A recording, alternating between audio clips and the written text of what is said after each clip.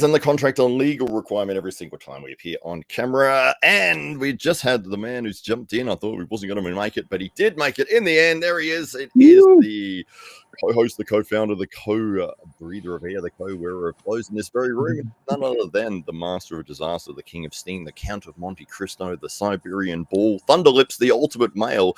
It is the winner of the Dave Stockbridge of the Year award, the illustrious award held by the illustrious man with the illustrious beard. It is your friend and mine. It is Dave Stockbridge. Welcome to Wrestling Tonight. Oh, welcome. I feel very welcome. Thank you very much. Hollywood Matt Connelly, as always, here on the Arm Wrestling Tonight podcast. It's great to be joining you. And the young man on screen right now, he is making waves.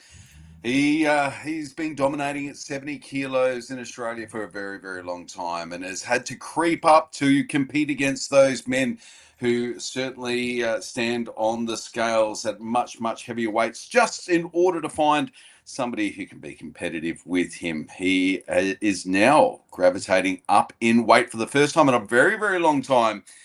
Ladies and gentlemen, it is Josh Barker. Look at that. Can we have another look, Josh? Can we have like a zoom in on it? Look at that. Oof.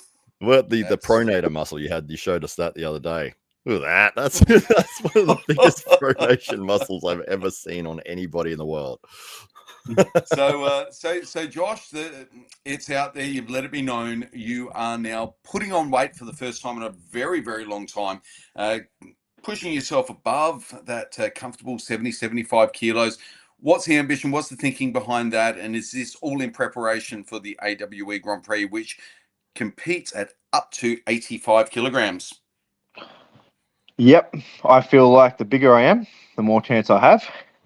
And I don't think I've lost a match when I've been the same weight as somebody. So this is going to be very interesting. Hard thing, though, is trying to keep the food down. Really? Yeah. So do you feel like you're stuffing yourself at the moment? Are you overeating in order to get there? Yeah, Ella's been my force feeding me, having me 2 or 3 dinners, and then when I don't had enough, she comes out with a bit of pancakes, some dessert. I'm starting to lose my 6-pack. When you started this weight gain journey, what did you start off at? 70 kilos. And where are you heading to? What's the idea? Are you heading straight up to 85 kilos if you can? I'm trying my hardest, but I'm like 78 right now. It's very, very hard. 78 kilos. Is this the heaviest you've been in some time? Yeah. I haven't been this since 2017. Wow. And what happened in 2017? Why were you so heavy in 2017? I was taking supplements. Yeah, right. And so now you're now you really cemented that reputation at 70 kilos. You seem unassailable, and apart from jumping on a plane and taking on some guys in a cave in Georgia or something like that, there's not too many options now left for you at 70 kilograms. So going to 85 kilos, what's your trepidations? What are your concerns? Do you feel confident? Or do you hold some reservations as you start to go up a weight class or two? I am the strongest I've been and near the heaviest I've been, but I feel like I am giving up a lot of frame.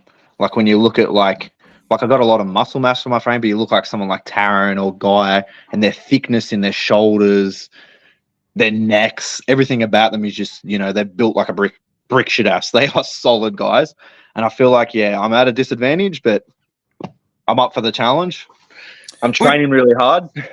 You're actually a really tall 70 kilo athlete as well.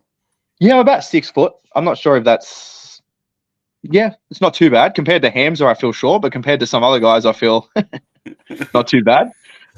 But I mean, at 6 foot, I mean, you see some super heavyweights at 6 foot as well. So I mean, it's to be 70 kilos at 6 foot and to hold as much muscle mass as you do is quite extraordinary. Yeah, just don't look at me legs. So always skip leg day. That's the key to staying at around 70, 75 kilos if you're 6 foot tall and muscular. I haven't done legs in about 4 years.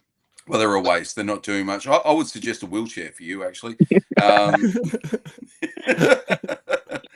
Now, we did announce the 85 kilo Grand Prix on the podcast last night. You were obviously tuning in there and quite keen and listening in. And of the names that were announced, as you were going through that pecking order of, okay, who's going to be seated where, and where do you see yourself seated amongst that group of 7 athletes as announced last night?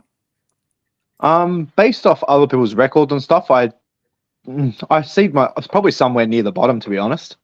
Right. I feel like, based off seeds and last performances and stuff, that's where I'd like seed myself. But I still, how my training's going and preparation's going, I still think that I can make near finals.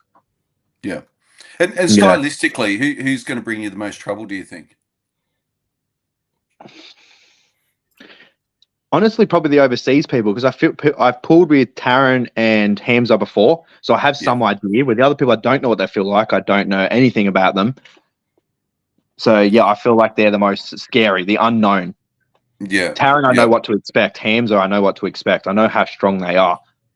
And how do you contain someone like Hamza, for instance, who is really tall, long levers, and it has that type of frame where, you know, when Hamza decides to get big, he could easily be 120, 125 kilos when he's in his 30s, for instance. But now he's lean, he's young, but he's still got those big levers and those Bosnian bones there as well. So how do you stack up against somebody like Hamza Hodzic, and how do you contain someone who's just got that extra few inches on their length of their arms? Probably using 2 hands. Why didn't we think of that before? Yeah, I could have won so idea. many matches if I'd done that. With that, a lot of hand strength, finger strength, and I don't think I can beat him in the hand. So I feel like I'm going to have to go more wrist on wrist, give up a bit of height. He's got the high ground, 7'40", like too tall. Yeah. So give up a bit of height and try to make it arm on arm. We made mention last night that this format really does suit you because of your ability to flash pin almost anybody. You seem to just instinctively get off the line just milliseconds quicker than anybody else seems to be able to. And in a tournament structure like this, in a super match structure, I guess the athlete can attune and get around that, and maybe come up with a workaround by second or third round and seek to contain that. But that element of surprise that your flash pin has to us seems to put you at a really strong advantage. Yeah, I do think I'm a better tournament puller. People, as you were saying yesterday, if Taryn gets into some wars, Guy gets into some wars, and I'm still fresh by the end, I feel like I'm going to have a easy picking. Yeah. And you did mention Guy. So Guy Tanapat is making his way over from Thailand for the event, and he's an unknown quantity to you. But there's lots of content out there and online. What have you been able to glean from what you've seen of his work? I feel like a lot of the guys you're bringing over are very have very powerful base, very strong hook pullers, arm pullers. So I'm working a specific movement to beat majority of the competition. But then you throw in the works of Hamza and Jacob Tuxworth, and they I need to train differently for them. So it makes it very interesting. And is there any way that you can contain your tongue? Like your tongue has really has a mind of its own. I feel like you're 10% stronger once the tongue comes out. Like once the tongue comes out, I'm concerned for your opponent. I think we should get an AWE muzzle.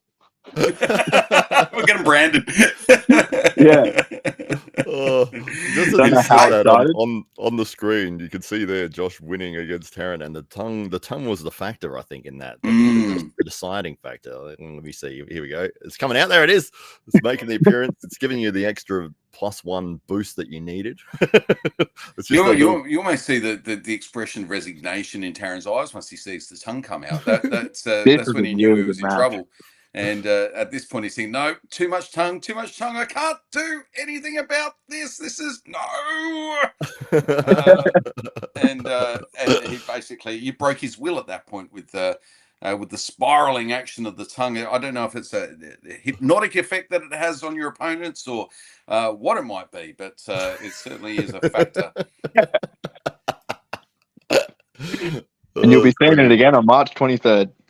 March 23rd, folks. If you want to see the tongue in action, don't worry about the rest. The hand guy's got nothing on me.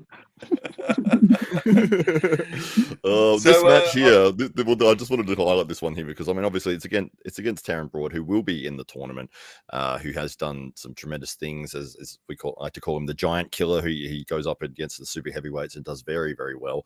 But Josh has also done phenomenally well against people that are significantly more in terms of body weight. We saw you against Tyson, who was, I think, literally double your body weight. I think you were 70 kilos, he was like 155. So and you've been able to perform fantastically regardless of that. This was AWE 1, the first time we had an opportunity to put together a pay-per-view event.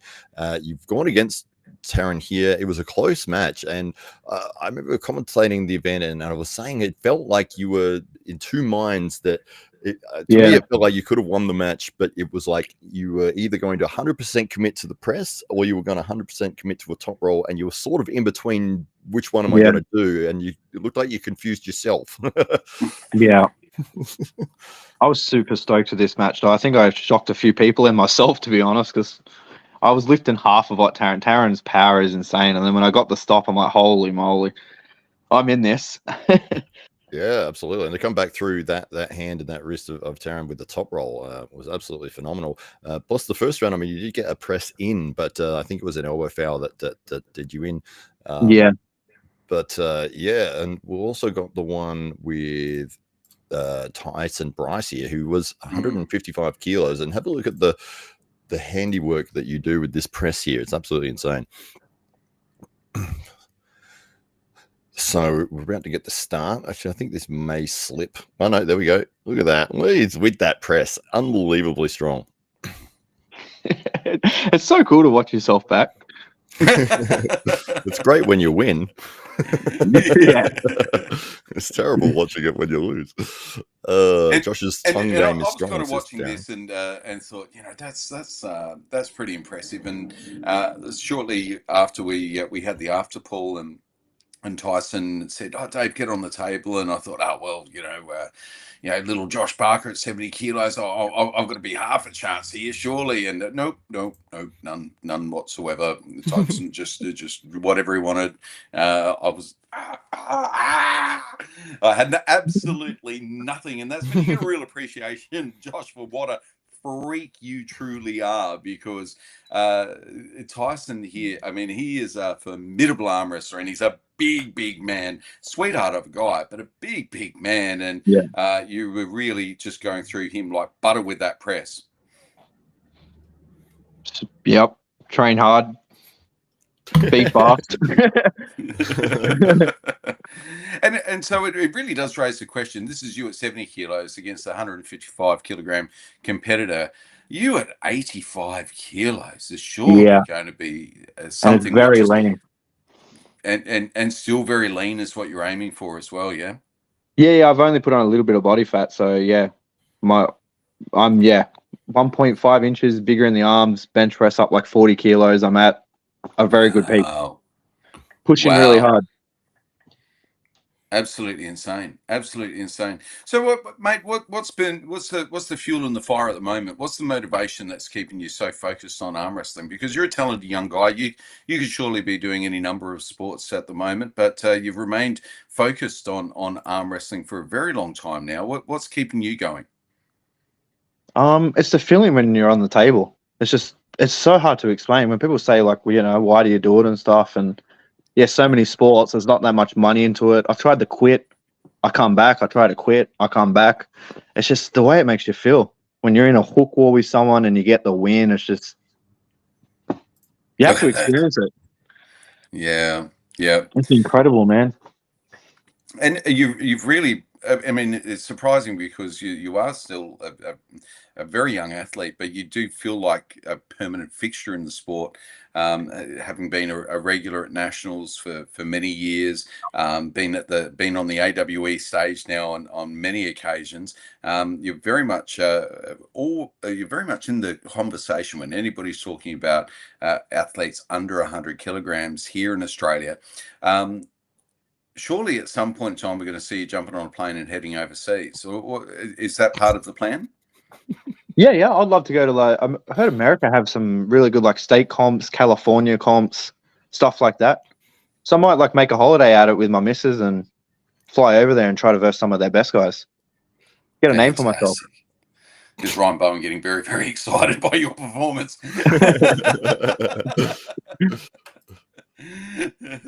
and of course, Ella, she's been a fixture during all of this, and she's been with you through the highs and the lows. She often accompanies you to the events. How important is it to have somebody like Ella who stands by your side and is always there and supporting you? Yeah, Charles was saying in one of them, it's like your backbone. They keep you motivated when you're down, keep me fed, gets me to bed on time. Like I can't do it without her. Tucks you in. Not to that extreme.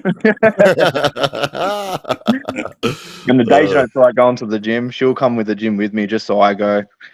Yeah. Can't do it without her. Amazing. Yeah, well, we've got some of your teammates that are popping in here, give you some words of encouragement. We've got Joshua McDonald's who said it's going to feel good taking out the 85 kilo class. I just ordered him tonight. Oh, nice, fantastic. Yeah. And we've got Kane Coutts who says strongest arm in Australia, bro. You got this Team Immortals all the way. Team Immortals, is that a little subgroup within the Spartans? Illawarra Immortals. It's down the coast, like an hour and a half from Sydney, hour and a bit from Sydney where I live. And we've got our own little club, so we don't have to travel as much anymore. Oh, right. So you have you always been in Illawarra, or? Yeah. So for the last 5 years, I've had to Sydney for training all these years. Yeah, I didn't miss a training session for like 5 years, and it's 3 hours of travel every Wednesday. Wow, that's massive dedication and discipline. And how did the Immortals? Tell us more about the Immortals. Shannon Michaels started it probably, I don't know, 8 or 9 years ago. And I saw a post on, I don't even know, I was just searching it up. Saw a post on a Facebook forum, and then it started off with me, Shannon, and the club kind of just grew. Then it died down, and then we kind of picked back up again. And we got like 8 to 10 people starting to build up. Fantastic. Hopefully we get a name out there. Yeah. It's exciting because during the time that you've now been involved in the sport, you would have seen a lot of clubs emerge around the country, and at one point there was just but a few, and then there was a handful, and now through every state now there seems to be several clubs that have emerged. Yeah, all over Sydney. I know Queensland have like 4 or 5, like just like north side, west side, clubs are coming up everywhere. It's heaps good to see. The sport's the biggest it's ever been right now. Yeah, it really is, and it's growing, isn't it? Just you can almost feel it by the week at the moment. The momentum of the sport is developing, and there's more and more awareness. And the more normies that you speak to, they're aware of it. Whereas maybe 2 or 3 years ago, you talk about arm wrestling, they'd look at you curiously, like, "Is that even a thing?" And now usually their eyes light up and say, "Oh yeah, I saw something on YouTube, or I saw something, on the other day, and it sparks something in their imagination." And it's normally something really positive, or they've seen a video of Devon. So even if they're not like fans, there's now an awareness around the sport that just wasn't there just a few short years ago.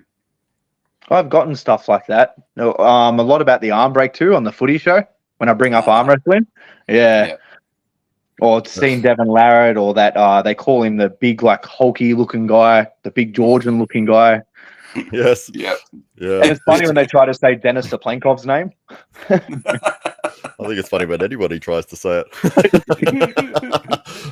We're probably all saying it wrong, and he just laughs.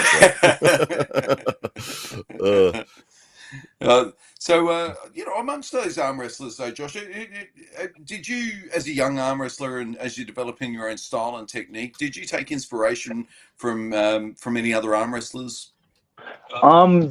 Probably. Sorry, guys, my phone was just about to die. That's okay. Baddest time. I'd like to Lexi Voivoda. I don't know if you guys heard of him. Yeah, he was from the Pulling John documentary. Recently made a comeback, had another rematch with John Brezine. Yeah, he's one of my favorites. And Giannis, technical master. Can't go with Devin Larratt, John Brezine, the main ones. But Lexi's probably one of my favorite arm wrestlers. Wow. Very, very cool. Very, very cool. Hollywood Matt Connelly, maybe we can turn our attention to the comments for a few moments. Absolutely. We're getting lots of people jumping in here. We've got Josh McDonald, as I mentioned before. He says, "You got this, bro." Taryn Broad has jumped in and said, "Every time I faced Josh, I was in between 79 kilos and 83 kilos. It was when I was doing furniture removals. So I was lighter back then." French McGee is here. She says, "Hello, gents."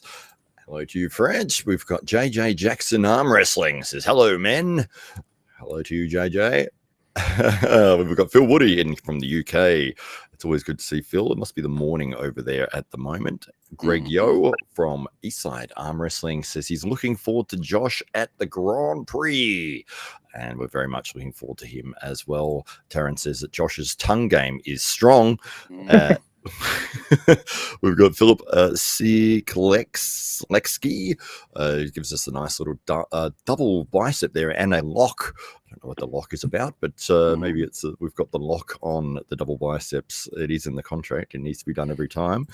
I did like this set of comments here from Greg Yo, who says, "In the last episode, Matt said that Josh was something special.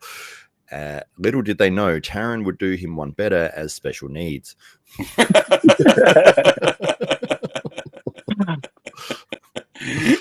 Oh, so good.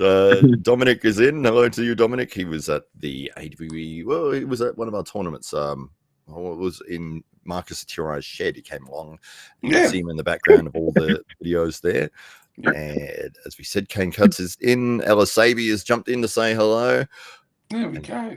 There's the lovely lady there. We were just talking about the wonderful support, your backbone, as you were saying, the woman that makes sure that you go to the gym and go to bed on time and getting fed so you can get up to 85 kilos between now and March 23rd. That's right. Well, Greg Yo says that Josh will devour 6 kangaroos to get to 85 kilos if need be.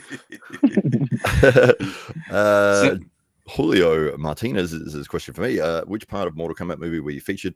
I was in it a couple of times. I've only watched the movie once, and I haven't watched it again. But I played a soldier, and then I was in a scene with Sonya, and I'm on a photo in one of the walls, and I don't know.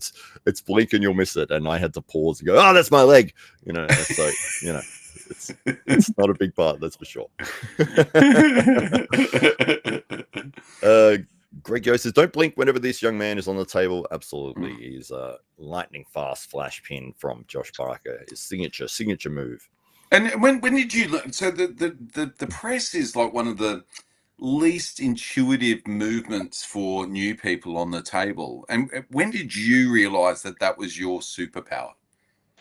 My elbow conditioning, I feel like, was my biggest pro with my arm wrestling. And it was the quickest way to the pin pad. And I feel like my bone structure doesn't get tired. So you can just press all day, every day, and be the same efficiency. And do you specifically work on those muscle groups that assist with the speed and with the ferocity of the press? Do you also train your muscularity around that bone conditioning? Yeah. Training the press specifically, the muscles needed to condition it. I have been a little bit lazy with that because I'm trying to work a different game specifically for this comp. But generally speaking, that is my main. What was it? You're trying to work you've got something up something new up the sleeve. I can't say no more. Well, we won't pry. We'll let it be a surprise for the whole world come the 23rd of March. Speaking of food, Ella just brought me some nuggets. Wow. We've got a question in from Dominic Lawrence who says, what do you train for the press, Josh Barker? Do you think your tricep plays a big part? It might be surprising, but I still think your hand is one of the most important things in a press. Yeah. Okay. Like as in getting that top in, or?